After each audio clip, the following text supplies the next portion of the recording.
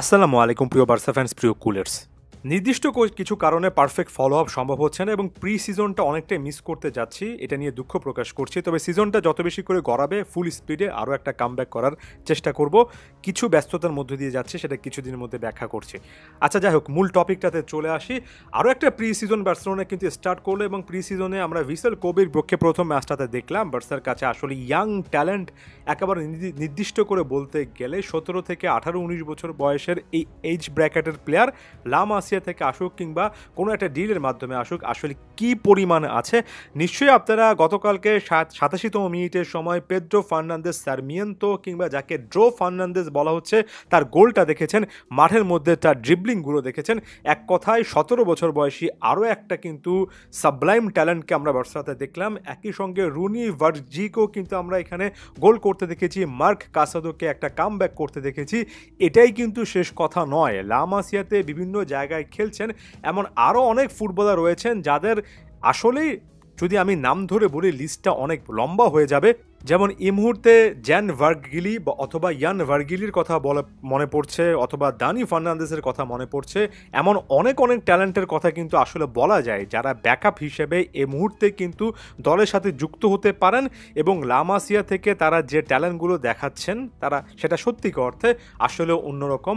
এই প্লেয়ারদের কথা এজন্য আমি বলছি শুধুমাত্র এই জিনিসটা বোঝাতে যে লামিন ইয়ামালই কিন্তু শেষ কথা নয়। বার্সার কাছে লা মাসিয়া প্রোডাক্টগুলো এতটাই রেডিমেড সিচুয়েশনে আছে। মাত্র কিছুদিন আগে, মাত্র দুদিন আগের কথা বলছি, হানসি ফ্লিক প্রেস কনফারেন্সে বললেন যে যখনই তার কোনো কিছু দরকার হয়েছে, কোনো একটা প্লেয়ারের সংকট হয়েছে, লা মাসিয়াকে তিনি তার কাছে পেয়েছেন। তাই বার্সার এই সিস্টেমটাকে তিনি এতটাই পছন্দ করছেন, তিনি এই সিস্টেমটার কাছে তার কৃতজ্ঞতা প্রকাশ করেছেন। এবং এই জায়গায় এসে আমি এর আগেও বলেছি, রীতিমতো দ্ব্যর্থহীনভাবে আরও একবার বলবো যে হয়তোবা প্রেসিডেন্টের পর প্রেসিডেন্ট এসেছেন, এক একটা সময় হয়তোবা লা মাসিয়া কিছুদিনের জন্য কাজ করেনি, তবে ওভারঅল বার্সেলোনাতে যে এখনও একটা ইয়াং বা ইউথ প্লেয়ার তৈরি করার ক্ষেত্রে একটা সিস্টেম আছে, লা মাসিয়া আছে, এটাকে অবশ্যই আপনার খুব ভালো চোখে দেখতে হবে। এমনকি লাপোর্তা বোর্ডও যে এটা নিয়ে যথেষ্ট ভালো কাজ করছে, এটা নিয়ে আমার কোনো ডাউট নেই। ফাইন্যান্সিয়াল নানা ইস্যু, লিওনেল মেসিকে কেন্দ্র করে অনেক ড্রামা, অনেক কিছু নিয়ে বা ট্রান্সফার মার্কেটে অনেক ব্যাপারগুলোতে ফাম্বল করা, রীতিমতো ব্লাফ মাস্টারি করা, বৃথা আশা দেখানো, এগুলো নিয়ে আমার এখনও অনেক সমালোচনার জায়গা আমি দেখি লাপোর্তা বোর্ডের। তবে ওভারঅল লা মাসিয়াকে নিয়ে তারা যে কাজ করছে সেটার প্রশংসা করতে হবে। এবং বিশ্বে এই মুহূর্তে যে কোনো একটা ক্লাবের কথা যদি আপনি বলেন যারা লাগাতারভাবে এমন মিডফিল্ড ফাইনাল থার্ডের ট্যালেন্ট লাগাতারভাবে তৈরি করতে পারে, তাহলে সেটা বার্সাই। এটা বার্সা ফ্যানদের জন্য একটা গর্বের জায়গা হতে পারে।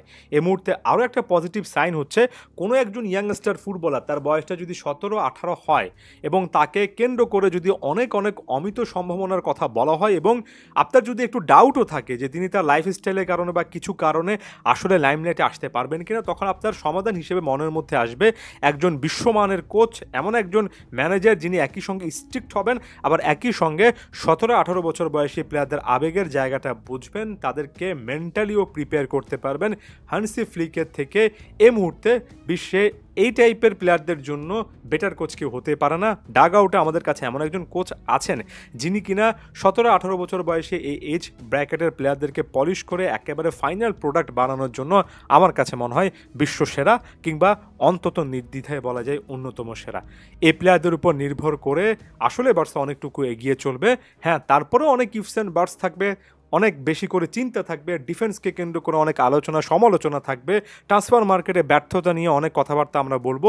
তবে যতদিন পর্যন্ত বার্সার এই লা মাসিয়া প্রোডাক্ট কিংবা অন্য কোনো সিস্টেম থেকে উঠে আসা ইয়াং প্লেয়ার যারা বার্সাতে ট্রেনিং করছেন, এই সিস্টেমটা থাকবে, এই ইউথ একাডেমি সিস্টেমটা থাকবে, ততদিন পর্যন্ত বার্সাকে কেন্দ্র করে বড় আশার জায়গাও থাকবে। আদিওস ভিস্কা এল বার্সা।